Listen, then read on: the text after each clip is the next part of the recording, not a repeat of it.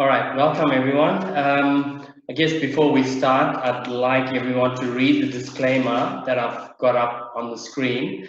I'm basically going to go through my development and the processes through that and through the different stages. And any information or any advice that I'm giving here is, just as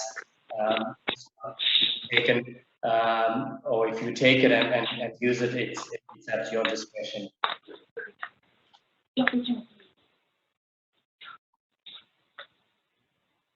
Okay, today I'm going to talk about, at a high level, the 5 stages of property development, and I'm going to use my my current project as the example through each of the stages, what I've done, and how we progress. So, going to the next slide. By the way, this is my project. It's in St. Mary's in New South Wales, and the block marked in black is my site, and next to that, as you can see, there's 2 other townhouse developments. So when we looked at the site, we realized the precedence has been set, so we shouldn't be getting too much pushback from the council. So that was part of how we're choosing the site. So 5 stages of property development. I guess first and foremost is identifying the site and identifying your suburb that you want to focus on. Then next is, once you find the site appropriately zoned, etc., you're going to go through the process of your DA. Once your DA is approved, you go through your CC stage to your construction certificate, then to build, and then ultimately sell them. So I'm going to go through each of these in detail. We'll take questions at the end and be mindful of the time. So again, back to the first stage of the process is the site. So the reason we chose the site was one, it was close proximity to the motorway, which is lined along these trees here. And secondly, it was under 20 kilometers to the new Sydney airport that's coming up, and that's going to be located somewhere around here. I'm hoping you can see the cursor on my screen. Yep. Okay. So, how to identify a site, what strategies we looked at and what did we use and how we chose the site. So I guess first and foremost, you got to understand and work out what's your strategy you're using. Are you going to be looking at sites for subdivision, land subdivision, for townhouses, for renovation, duplexes, high rises, etc. You first got to work out what's your strategy. Mine was townhouses, and I looked for appropriately zoned sites in this suburb, specifically the suburb, because I saw there was, it was in the growth area, it was in the growth corridor for the new airport, and it was also affordable. You also got to look at when you choose a site.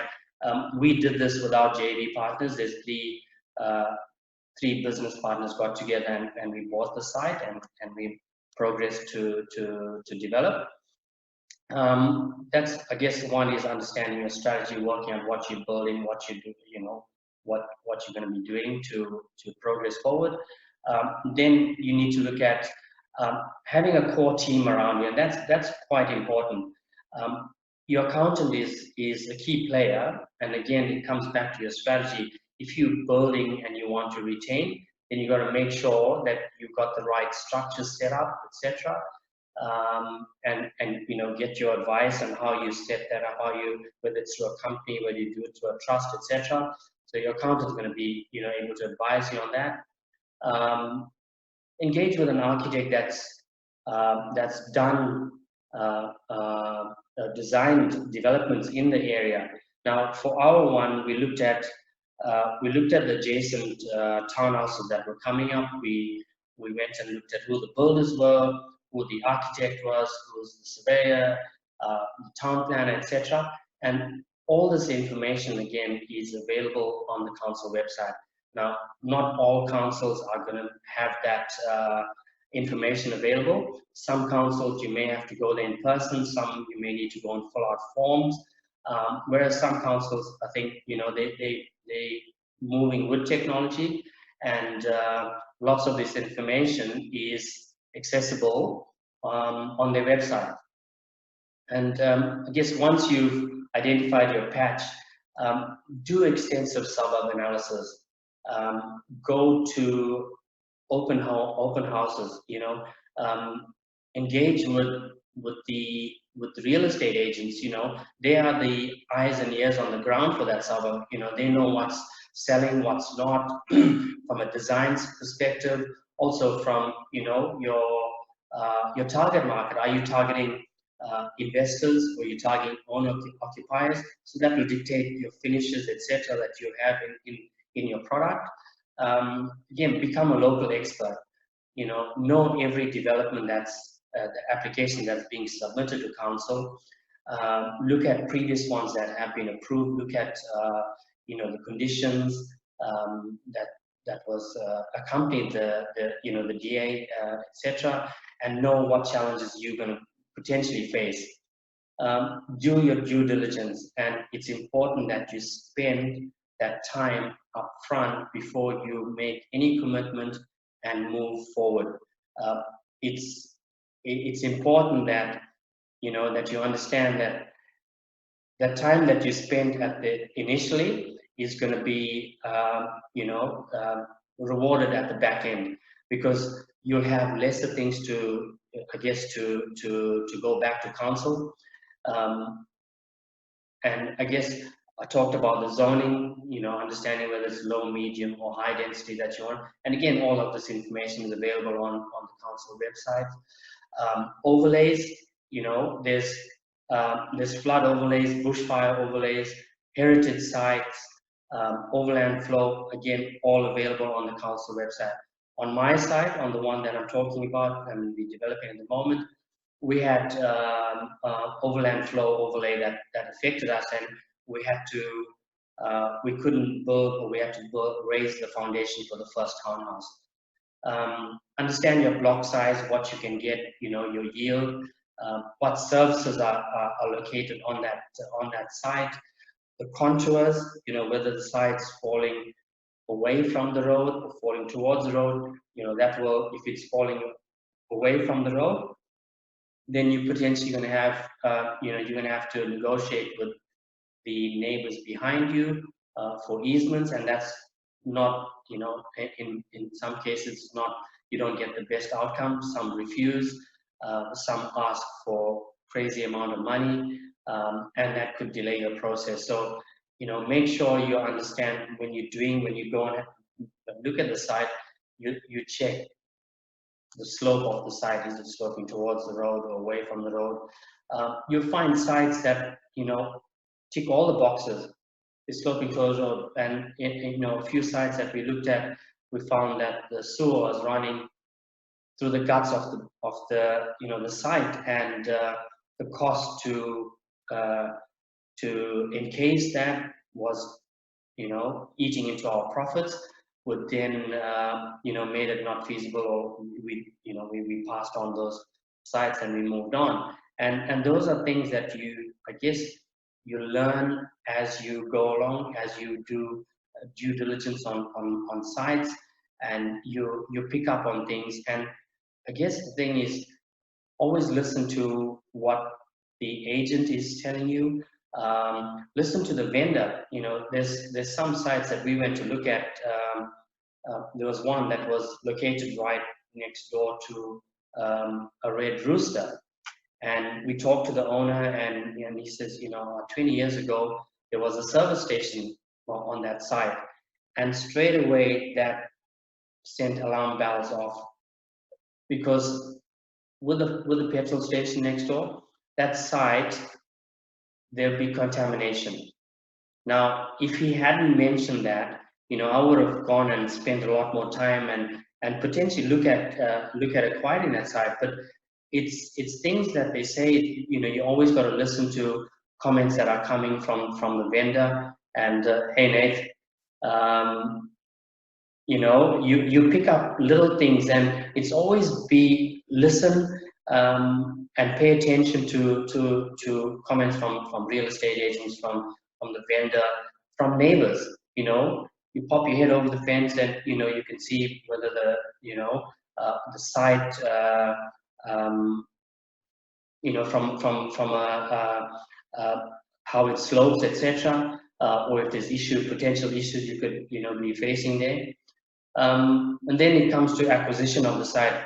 Like, I do a lot of, I did Mark Rolton's boot camp, and I send out letters, and my preference is to get sites off market and through letter drops, but there's opportunities that also present on market, and it's how you negotiate, and whether if it's through a letter drop, you negotiate a call option, and always, we say time is more valuable than money. So you try and get an extended period for the option. I generally look at 12 months. If I can get 18, it's great, but 12 is an easy number to work with. I work with other developers that go in for a 12-month call option. And if we're getting close to that point, they go back and renegotiate with the vendor. You may have to pay a little something towards that extension, but the possibilities are there because they're already locked in with you. They know you're doing the work. You're progressing with the DA application, etc. So yeah, and if it is on the market, then you try and negotiate a delayed settlement. So for the site that I'm talking about, this was on the market. We were actually going to look at a site that was coming up on auction, and we came across the signage for the site was for sale, and we called the agent, negotiated a 4 months delayed settlement, and we were hoping, being really optimistic, that we'll get the DA in and and out in that 4 months.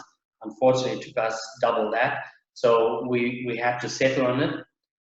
And again, that comes back to if you got to be in a position, if you are going for a delayed settlement, it's unlike a call option where you can back out, or with the delayed settlement, if you don't settle, you're going to lose that 10%.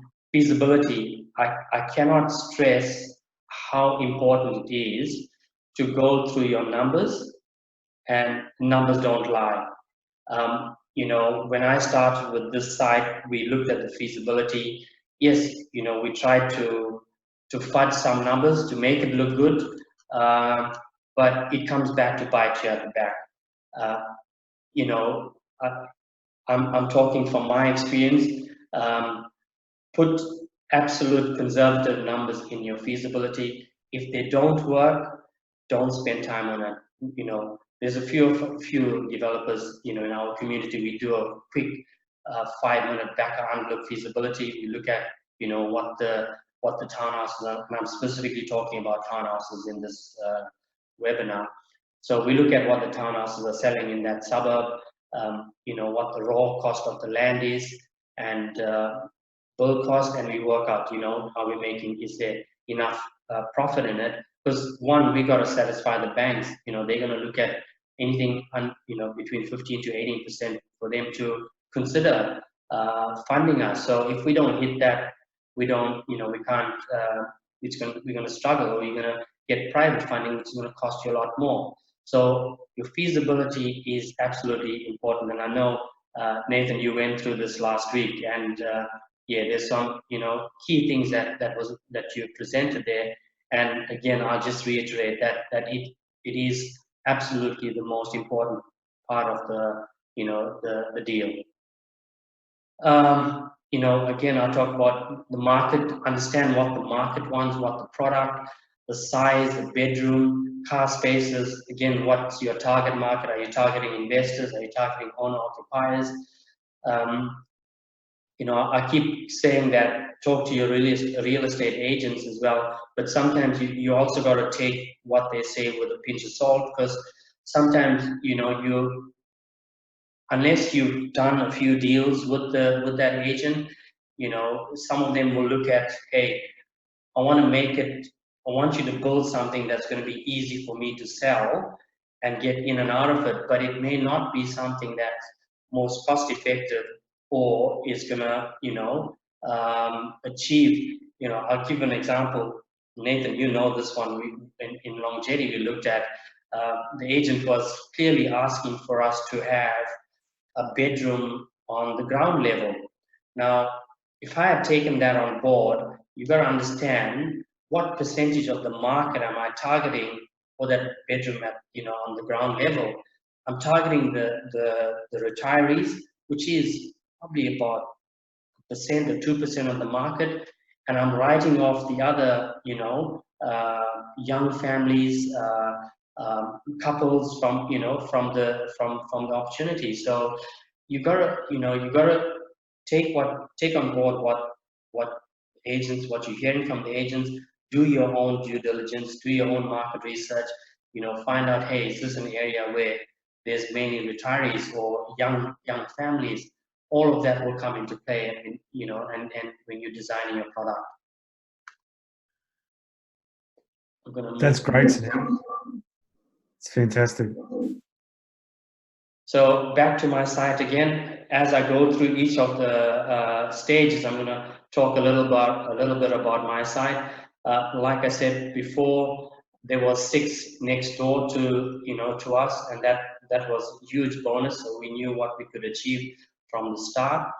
Even before going to an architect, we knew, hey, we're gonna get 6 on this. The site, as you can see, it slopes towards the road. It's a gradual slope towards the road, which is fantastic. And fortunately, all the services were out at the front of the road. We did, unfortunately, have massive trees that were on site, and fortunately, council approved the removal of them.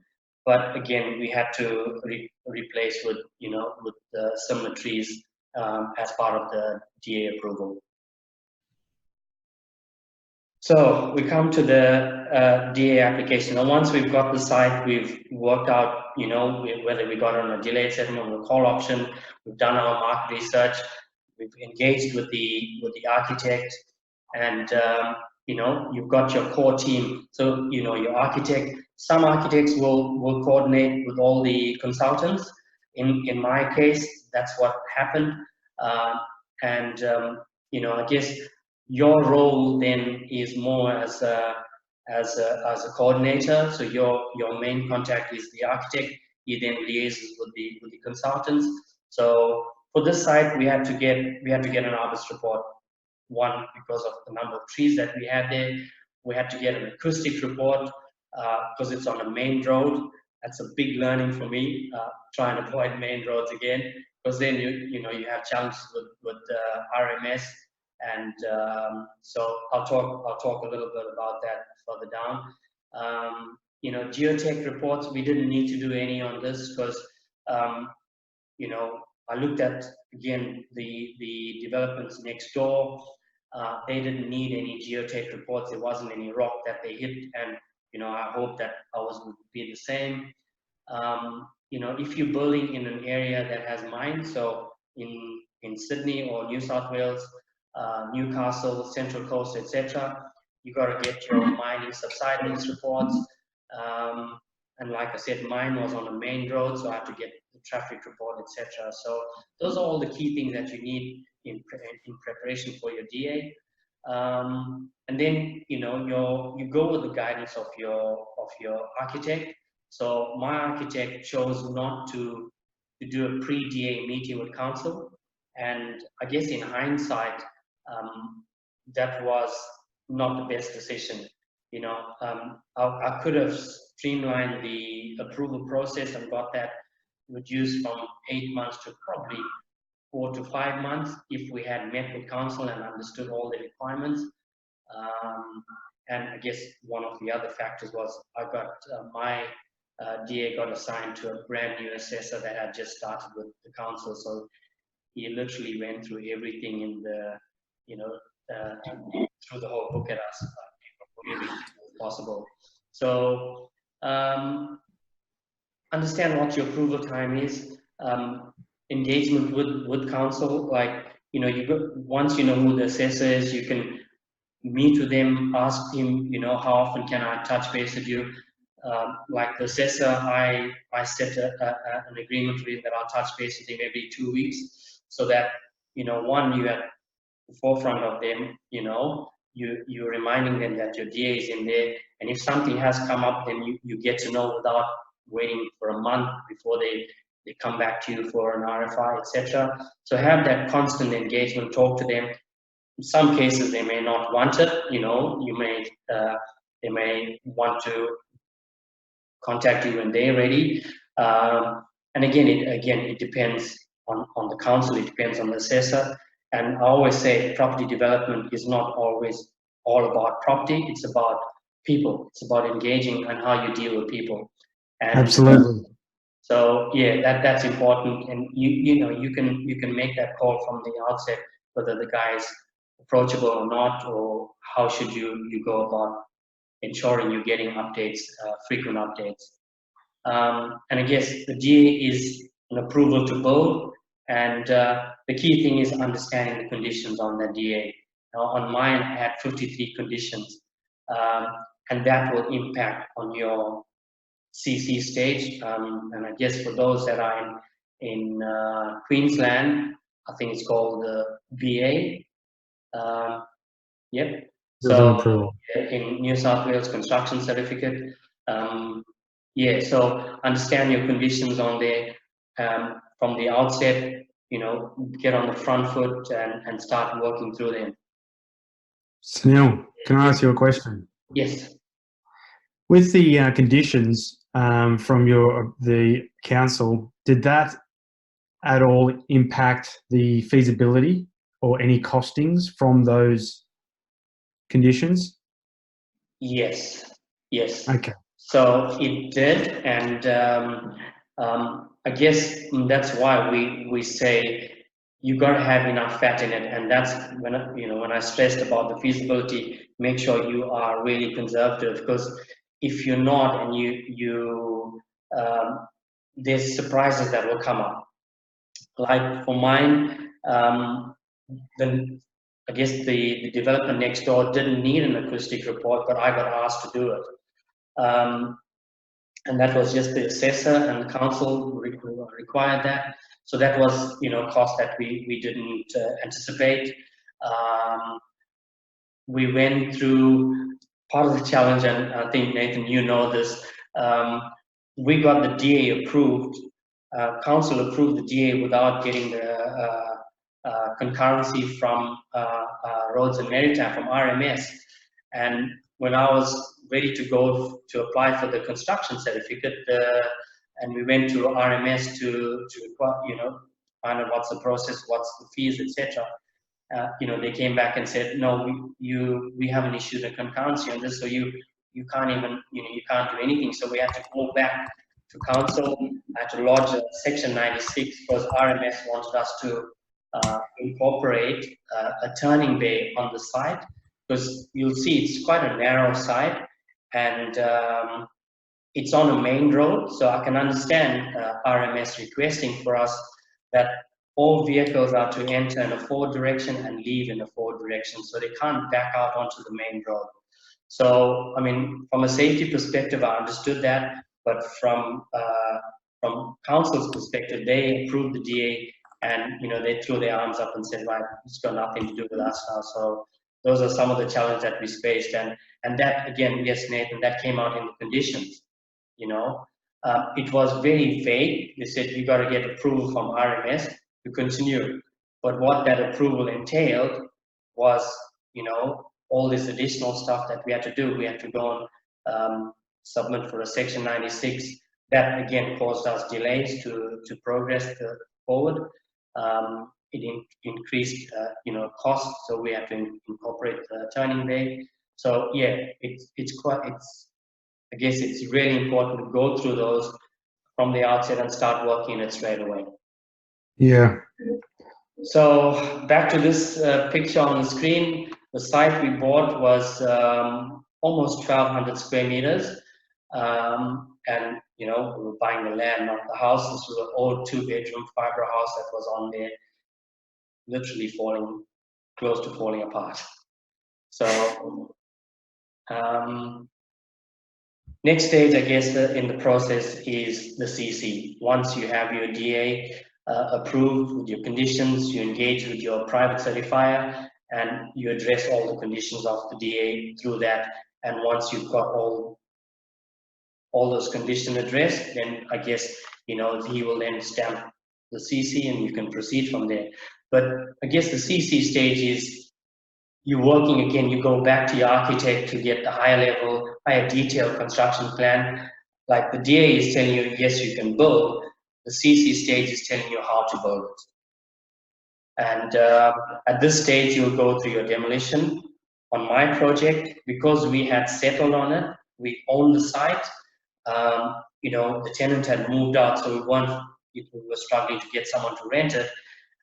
It was more cost effective for us to knock it down and get the site cleared while we were progressing with the CC. But again, it's something that you have to inform the private certifier that you're taking this step, so they will inform council that we're progressing with the demolition, because in some councils you can't start your demolition until your CC is approved.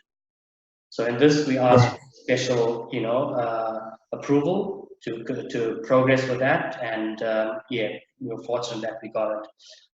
Again, at this stage, you again engage with your authorities. So RMS, in this case, it was Sydney Water. You check with Telstra where their lines are. You seek the approvals.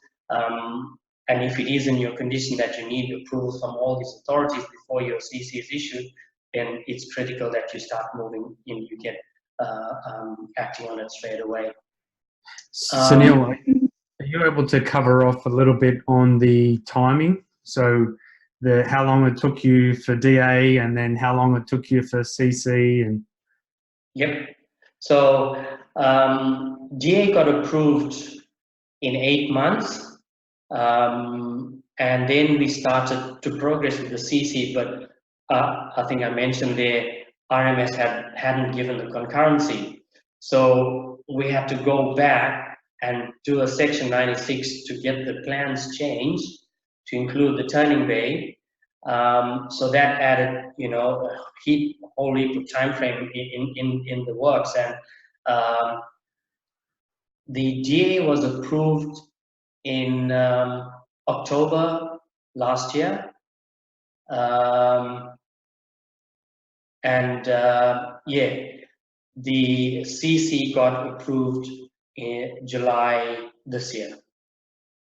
So just almost as long as the DA. Almost as long as the DA, but the challenge we had was, I guess, council didn't do what their part, and we had to then follow up with RMS and carry that and manage that myself. So it was a huge learning curve for me. And when you're dealing with authorities, I think it's important to understand there's so many different levels and so many different teams that you have to go through, and each stage or each team that you talk to, there's at least a 2-week delay. And specifically with RMS, one team doesn't know what the other team's doing, and I was basically coordinating and between the teams, and I'm being the developer outside, their organization, trying to get them to talk to each other to get this thing progress to the next level.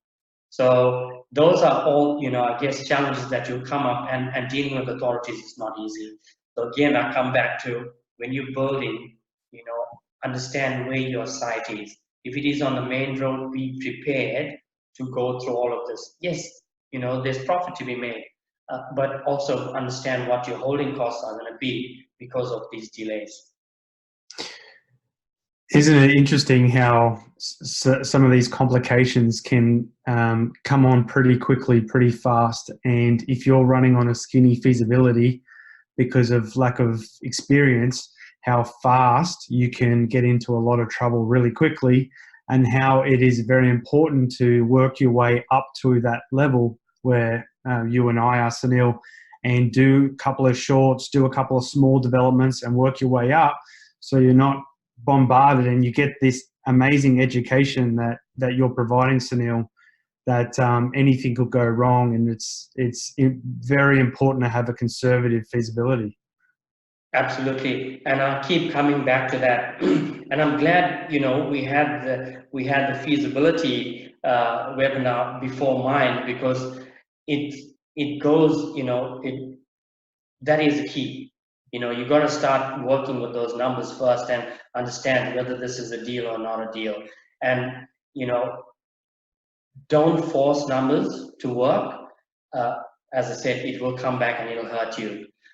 This deal, like I said, we went into it, and I'm happy to say we probably paid about 100,000 too much than we should have, but we bought in a hot market, and it was an area that was we could see.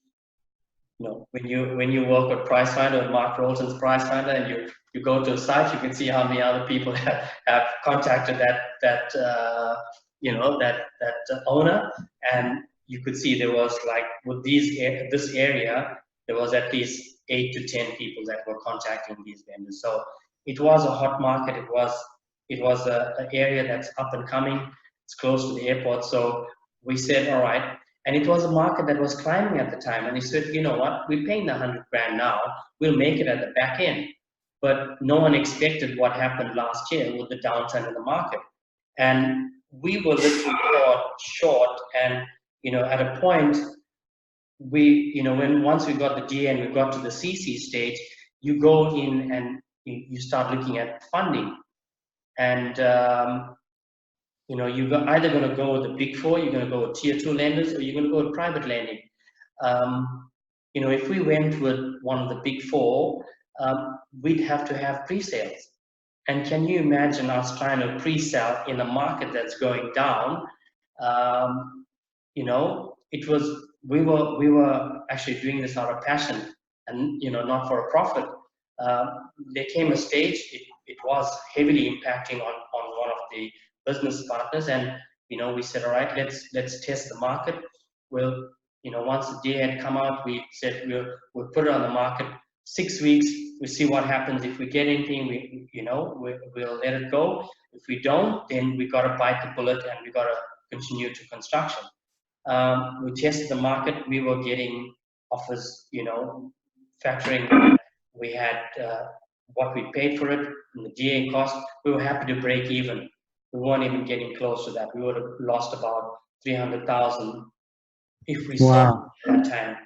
So, it was something that we decided, right, we can't afford to take that hit. We're going to progress in the hope that, the market's going to turn. And, I'm glad we held out, because it is changing. At the moment, I'm looking at and monitoring that suburb and the sell prices. It's gone up at least 50 grand per townhouse since we were anticipating to sell them. So times 6 townhouses, that's our 300 grand that we were actually going to take a loss. We actually up, in the front foot with that. So yeah, timing is everything, and numbers, knowing your numbers, running through your numbers with fellow developers. I work with the finance broker, and I send him my numbers, and he's harsh. Nate, I send him the numbers for the deal we're talking about, and we were looking at how it's around 20%. He's come back and he's shaved off at least 5% on it, because he understands and talk to people, and that's why it's important you build a core team. Now, I run 2 meetup groups in Sydney, and what I've started doing is getting, like my builder attends the meetups, my finance broker attends the meetup, I've got my architect. So I'm trying to build a core team that's there to support the other developers, with questions they may have. And it's important that, if you get a site that you can quickly flick it to your architect that, that you've forged a relationship with, and say, hey, mate, what's your thoughts? How many can I get you? Is it worth me looking, where's the services? You'll get a response, like my architect, I send it to him, I get it back within an hour. I don't expect that from all the architects, but if you start building that rapport, and again I go back to it's about people. Property development is about people. The secondary part is the property side. It's about engaging, forging partnerships with people, with consultants. They'll help you all along your journey. Yeah, So absolutely. Like I guess at the CC stage, we looked at the construction finance, and my broker, we had a pre-approval from one of the lenders to say, okay, yep, we're happy to do the deal. When we got the CC issued, they looked at it and they turned the deal down. They said no, they're not interested. And because I've had this relationship with the finance broker, he quickly jumped onto another lender, and within 2 weeks we had the approval and we had cash back in our hand from the lender. So it's important, you have that relationship, you have that understanding with your consultants, with your finance, with your architects, that they can do something, you can get a quick turnaround from them. So with this one, we went with a non-bank lender. Like I said, it was specifically because we didn't want to do pre-sales. We knew the market's going to be picking up. By the time they're ready, we'd be ready to sell in a rising market. So, and evidence is there at the moment. And that's a part of being with the meetup groups that you hold, Sunil. They're so important, just to hang with like-minded people that change your thinking and give you the confidence to get into projects.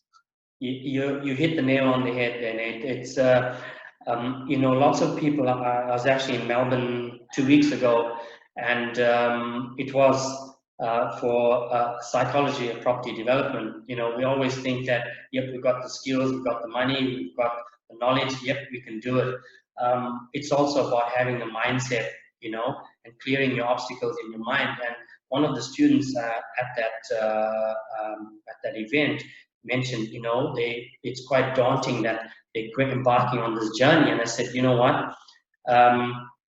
When you get into this, you got to remember, you have all the fellow developers, you have people that have attended and done education programs, you have all of their shoulders to lean on. You're not alone in this.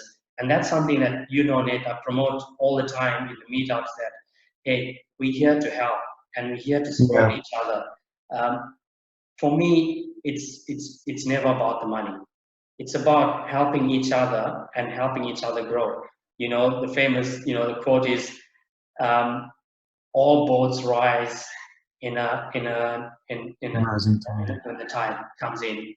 Yeah. So it's about sharing knowledge, sharing experiences, helping each other. At the meetups, if something's worked for me, if I've had a good experience with the consultant, I share that and I invite them to the meetup group so others can benefit from that. And it's about sharing what you have, and with the wider community, so we all can grow together.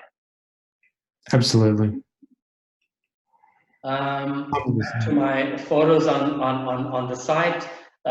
This is from the rear fence of the property. Again, huge backyard, and tiny house up the front. In some cases, if it wasn't appropriately zoned for medium density, lots of opportunity to subdivide and sell the front off, put something at the back as well. So there was multiple strategies that we could have applied.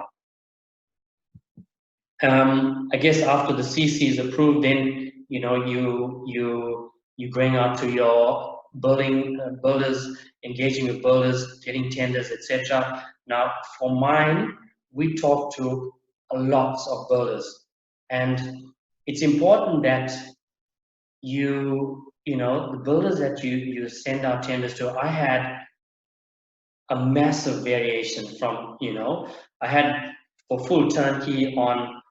From one builder, I had it at, say, 250,000, and I had another builder come in at 350,000 full turnkey. That's 100,000 variation difference from the price. And when I went and met with the builder that had quoted me 350, and he says, yeah, this is what we're building in this area, this is what we build. Again, he was not familiar with the suburb that I'm building in. So he was going to put these 40 mils bench tops, all the fancy frills, in the product that I would never got my money for anyway, because you got to understand, and that's why it comes back to when you choose your suburb, become an expert in the suburb, know what the market, that specific market wants. If they don't, they don't care about ducted air conditioning, don't put it.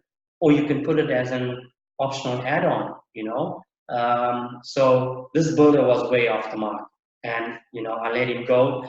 The builder that I've engaged with, he got involved with me from the DA stage. He showed interest in it, and he wanted to be involved in the project.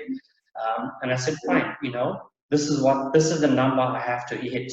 If you are going to come anything above that, it's not going to work for me.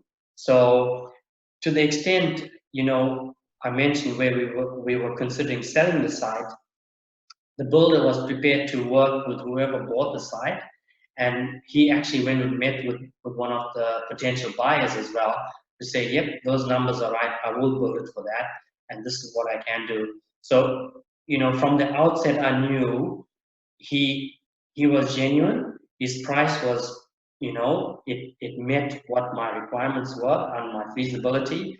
There wasn't any surprises. I'll talk about provisional cost items, and that's important to understand as well. But he understood the scope of work.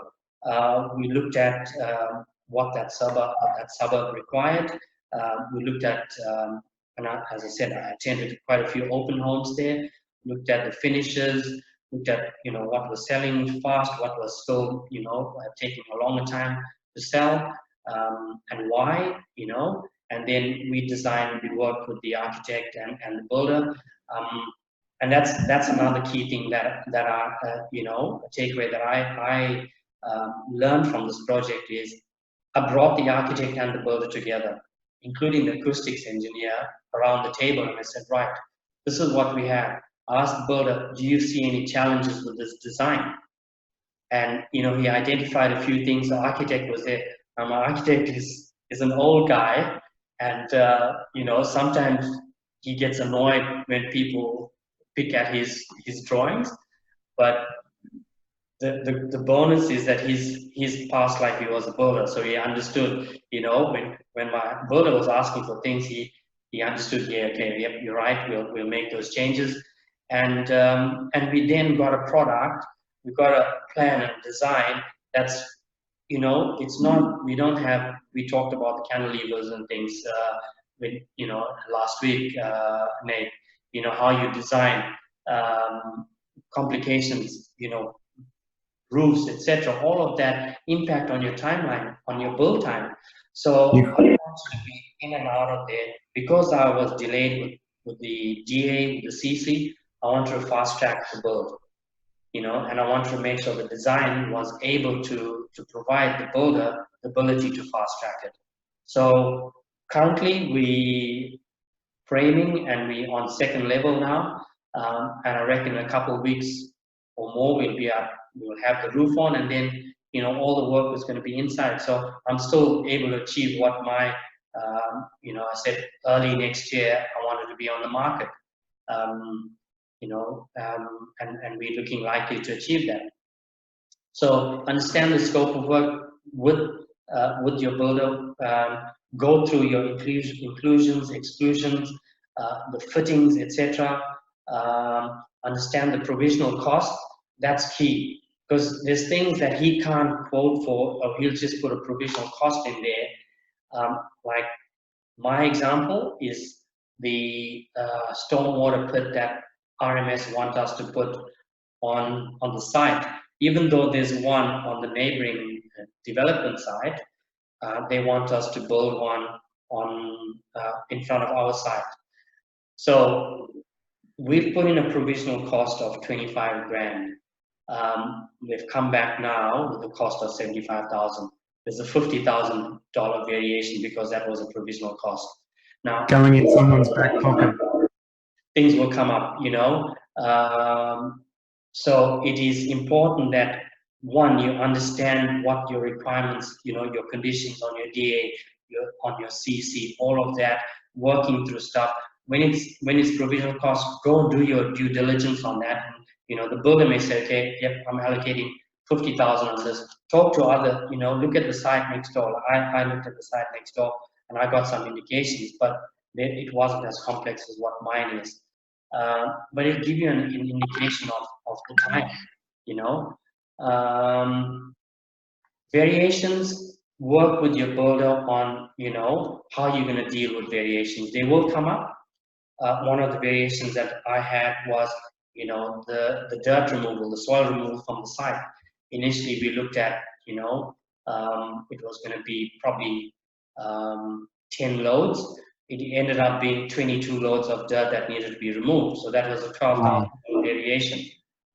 So, you know, how we worked through that, he went back and negotiated, we got that price down. Again, it's working, it's relationships, it's partnering with people, and it's about managing people as well. Extension of time, you know, understand how that works, work with your builder.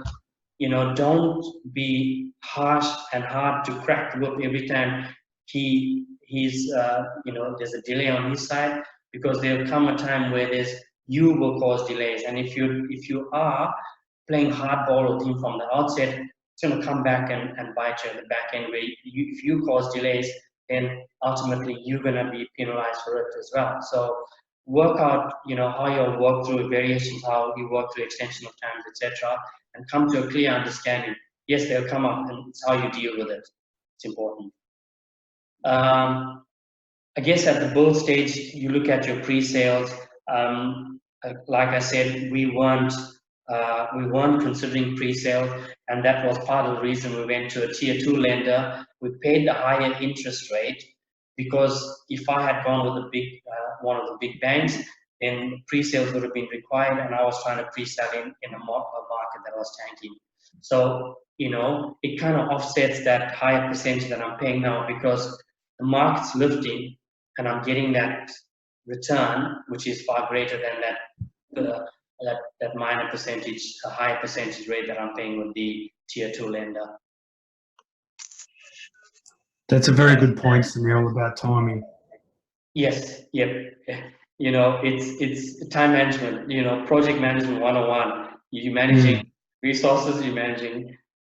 The other thing that you brought up with a really good point was you were talking about you were engaging your builders throughout the DA process, and it's important to look at the whole development cycle of a project and foresee what's coming next and bring it. If you know now you're in construction phase, I'm sure you're now speaking with agents and getting a feel for actually selling and moving on and finishing the project as well, even though you're in construction. Absolutely. We actually got our bill from the solicitor for the marketing contract, you know, for pre-sale. So I guess the agents can't market until they have that contract in hand. So that literally came through yesterday, and paid the invoice for that today. So yes, now that it's out of the ground, you know, they can see progress.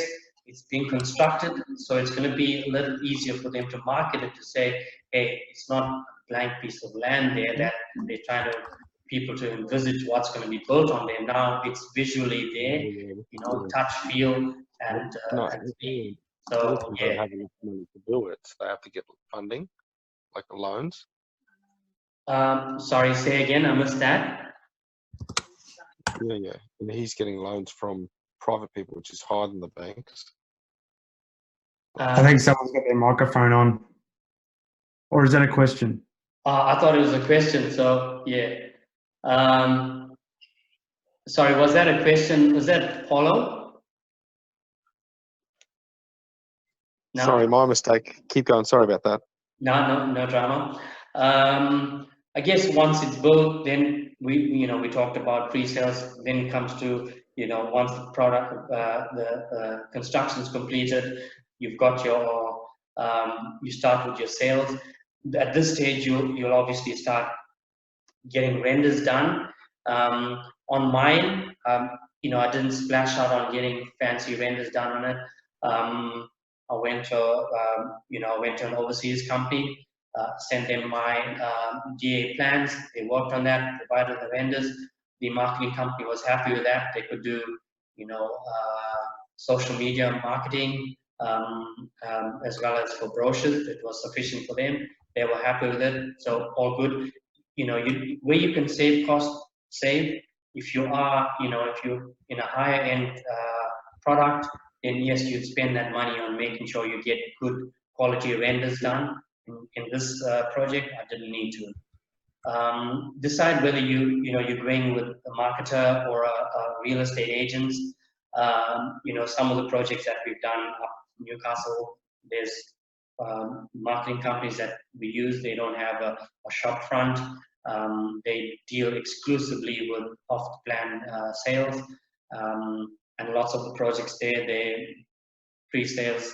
The products are sold before the construction even starts, or even the construction certificate is issued. So it all depends on the project, where you are, what you want to do. This, we've engaged with a local real estate agent.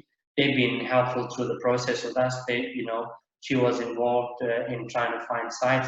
I actually got my architect from this real estate agent. She referred me to the architect, and it was a great outcome. And I guess once you at this stage, you're then deciding whether you're cashing out, whether you're going to retain, and if you're cashing out, you're moving on to your next project. So comes back to what I said at the outset. Understand what you're going to be doing. If you're retaining, then you need to have set up those structures well before you're at this point in the project. So it's very important. Sunil, someone's just asked a question.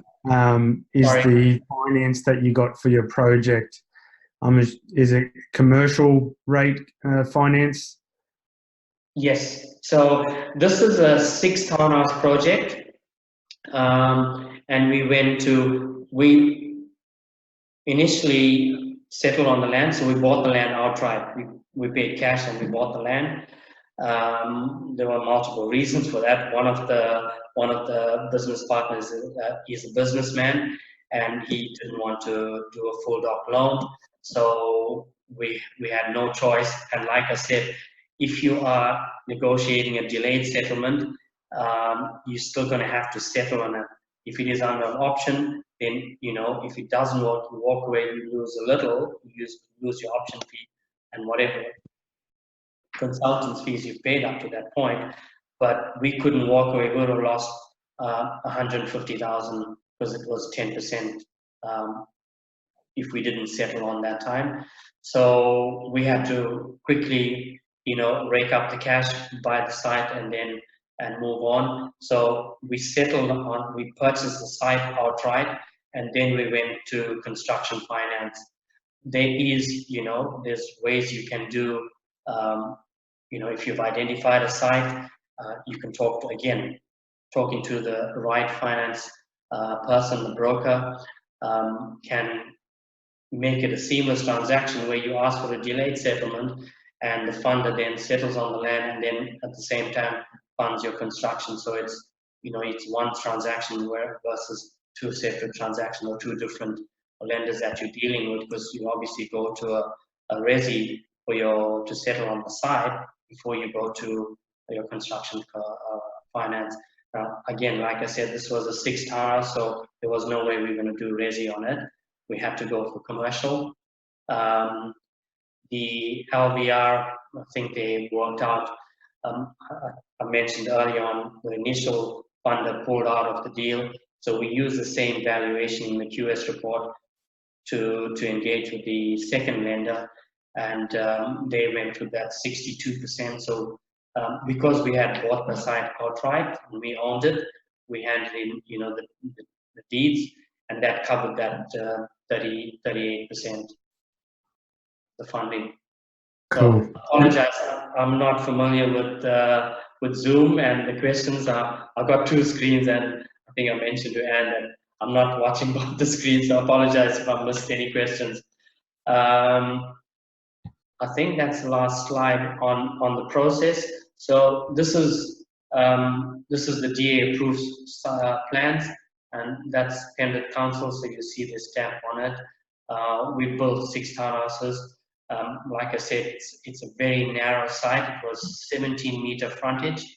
The council has since changed their rules. Minimum frontage now is 24 meters. So Wow. you cannot. It's an interesting scenario, because I had letter dropped this area, and lots of the owners said no, not interested. I'll get more later on down the track, and basically their sites are now duds because they are all under 24 meter frontage. Wow. There's actually one site, the guy wanted 1.2 million for it. I've seen it on the market now for 800,000, and he can't get it because he's sandwiched between 2 other developments. There's no way you're going to get the one next door. So it's about timing again, and knowing your suburb that this is coming up. So our development, I think, was one of the last ones that they had approved with that under 24 meter frontage. So. Sorry, Sunil, just that key information in itself is so important. If you knew that information when you were letter dropping, you would then automatically know a certain street with the frontages, and you would avoid that and save the time and the headache. Exactly right. I was hungry for sites at that time, and every call I got, I was just plugging away, checking the numbers work, and but had I known that council is changing the rule, I wouldn't have wasted my time. Absolutely right. This is my feasibility. Probably not very clear out there. We've got the I guess the net realization, what they're going to sell for, your development costs, including council contributions, civil cost, demolition costs. Oh, one other thing I'll bring up, I'll talk about it when I go to the photos next.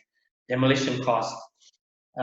We had got a quote for 25,000, put that in feasibility.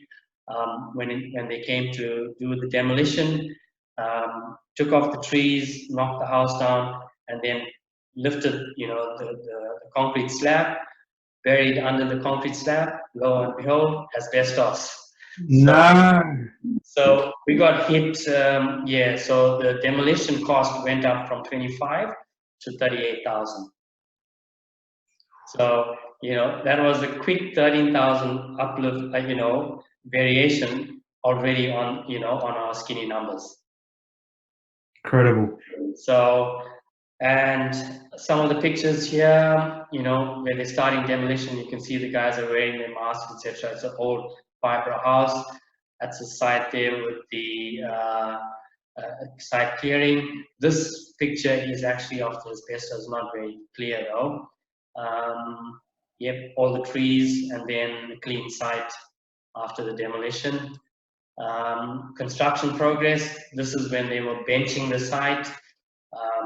Here you can see they're forming for pouring of the concrete. And Slabs. I guess that's it. It has since progressed. We're now at frame stage, and we're going on to the second level. They've already started the second level on a few of the townhouses already. So I guess, any questions? I'll entertain the questions now. Sunil, Annie. we can go back to the your feasibility, please, on the page 2, which is data 2. That's where I stuck for townhouses. That's on data 2. This one here, I could not figure out what is it. Hang on, I will bring my stuff now. The question is that's comparable townhouses. That's row without the A, and retail completed townhouses. I cannot really which one is what's the difference is, because Sorry, can you say again, Annie? sorry, my voice, like a comparable townhouses row without the A per side, and retail completed townhouses. I just wonder what's that the difference. I could not figure out which one is which. Is it comparable townhouses row without the A, that is all townhouse that's all for, or that's what I still could not figure out. So The townhouse. when I look at comparable, I look at you know what they're selling for now currently. When you're looking at the site to buy the site, then you know you look at the raw cost of the land. You know, I'm not sure whether I'm answering your question, Annie. My feasibility, I put in the price that they were selling for currently, and that's something I would stress. Do not predict and try and bump up your sell price for the future, because you don't know what that is. Had I done that when I did my feasibility and I bumped it up to, you know, the market was on the climb, it was a hot market. If I said I'm going to get 650 or 700, my feasibility would have hit 30% and I would have been great. But had that been, it wouldn't have been accurate. So when you're doing your feasibility, it's got to be on the current prices they're selling for. Do not build in, you know, an increase in a year's time, you know, when they're completely going to sell for this. It's wrong. You have to put in your feasibility what those townhouses, you know, same size, same car spaces, etc., same number of bedrooms are selling for. That's what you work your feasibility on. I see. That's good. That's good. Yep. I think sorry, Sunil. I think you find the advantage of this one, because you saw one project which is next door to that your project is already on its way.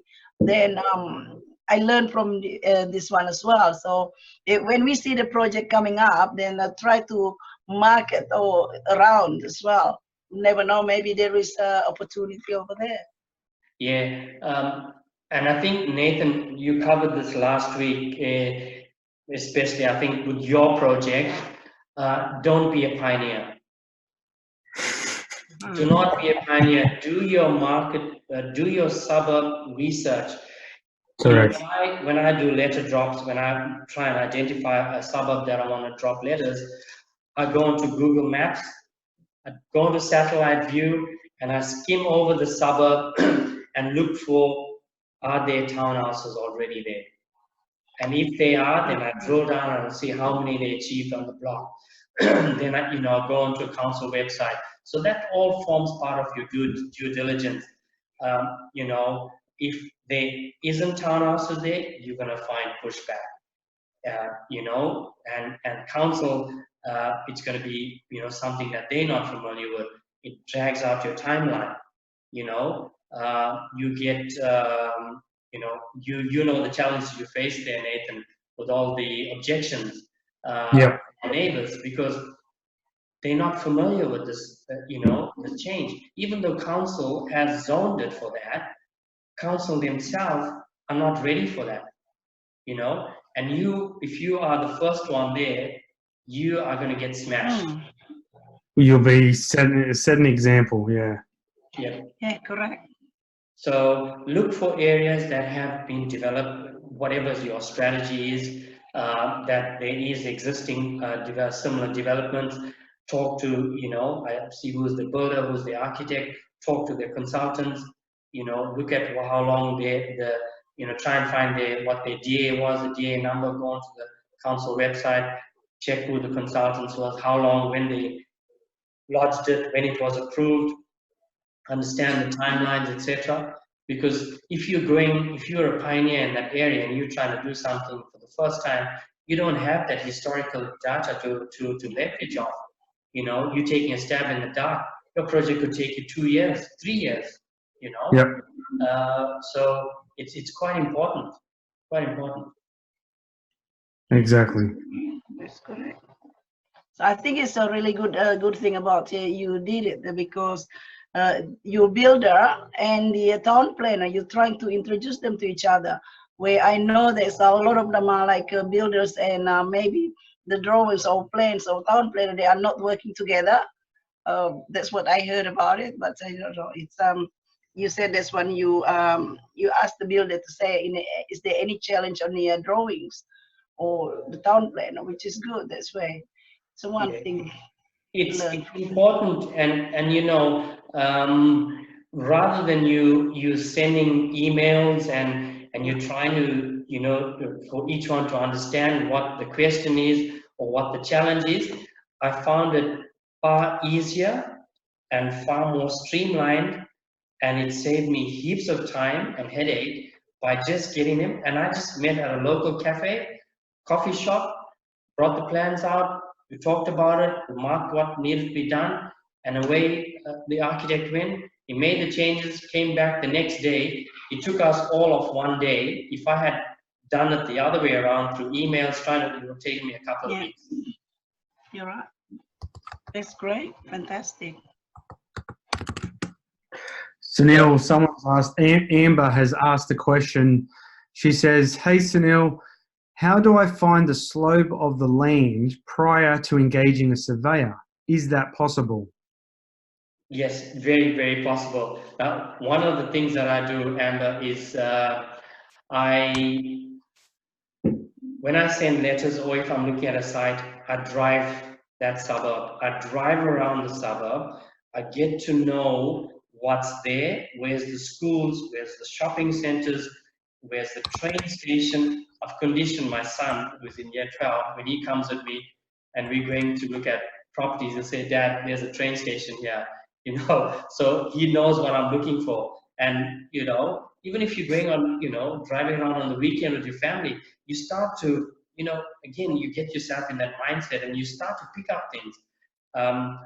I do crazy stuff and my family think I'm nuts when I'm driving and I see a new development and I go and start taking photos. I go up to the fence, I take a photo of who's the architect, who's the builder. If I like the way the garage is, you know, designed, or I take photos of that, because all of that will help me. You know, it grows my knowledge, and you know, I can, if I'm deciding to develop in that suburb, hey, I got some information from that site I drove past. So Amber, yes, you know, I drive past them. There's I guess there's tools that you can look at, or you go to the council website as well, and you can see contours. Some of them give you contours. Is to understand, you know, which way the site is sloping. Some, like Nate, you mentioned 6 maps. Yes.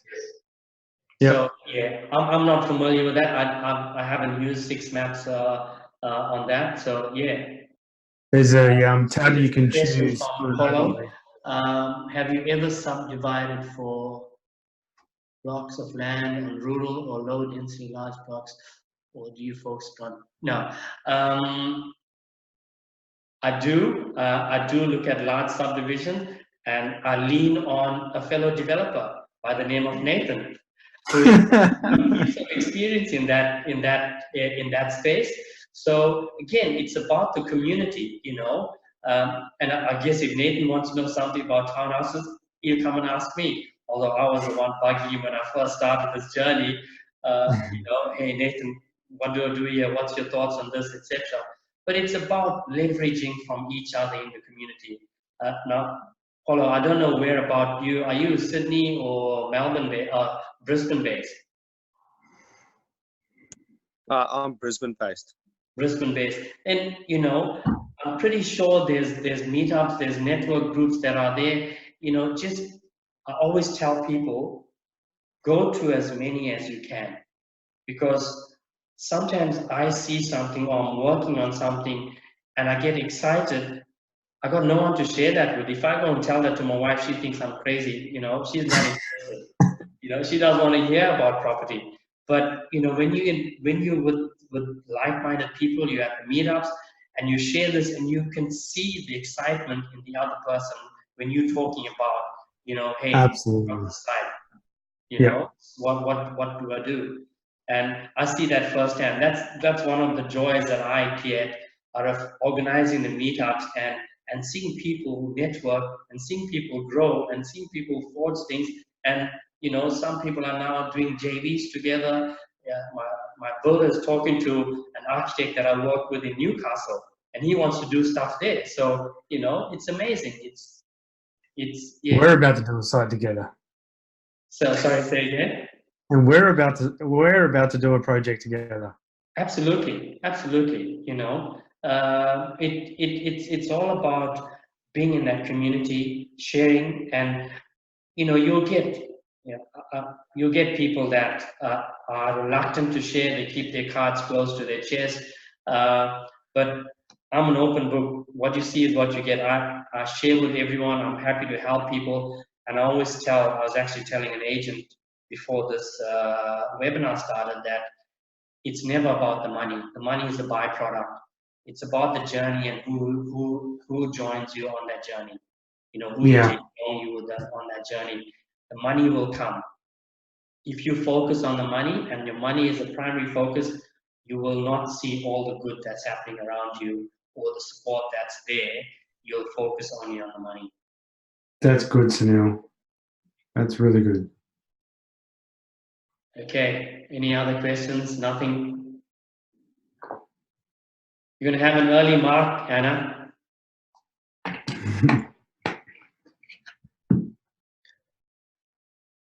42. That's a decent webinar, mate. Well done. Thank yes, you. it is very good. I learned a lot from this one here. I learned a lot. That's correct. Lucky legend, mate. Thank you. And you too. Great detail. Yeah. No, that's it, and it's real. I'm not reading off a book. This is my live experience that I'm going through, my pains, my joys, and it's property is something that I love. I love doing, and I love meeting, different people, different trades, different consultants, different developers, and it's all about, forming that community. Mm. From this feasibility, how much do you think roughly you gain from here? Profit margin you will have? Well, this one shows it pretty skinny at 14%, and that was we were being really harsh. 14%.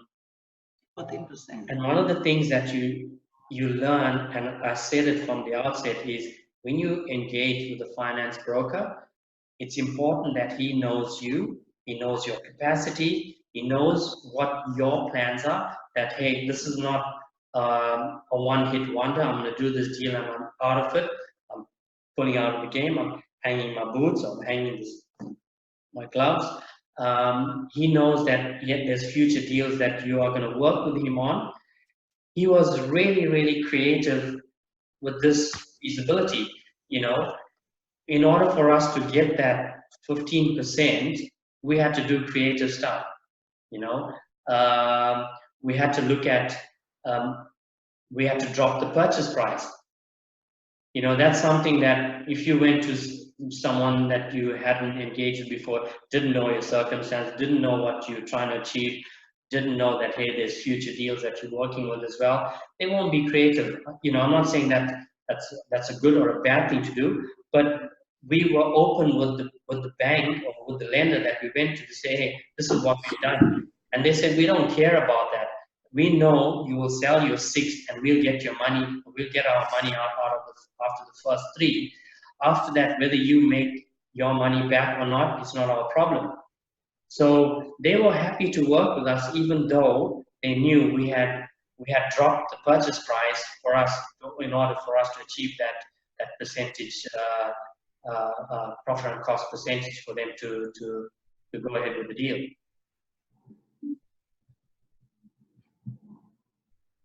Well done, mate. Well done. Well done, guys. Thank you. Thanks Nathan. very much for this, Sunil. Thank you very much for No sharing problem. with us. Any questions? I'm on the WhatsApp group. Shoot it through, and I'll answer that. I'll reply to you guys. For those of you that are in Sydney, look me up. I run 2 different meetup groups.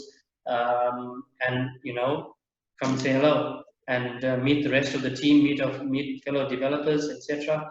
And yeah, and enjoy the journey. Awesome. All right. Cheers, mate. Cheers, guys. Thanks, Annie. Thank you. Good weekend. Thank you, Sunil. Thanks, Thank you, guys. everyone. Take care. Thank you. Bye-bye. Thank you, Sam. Thank you, everyone.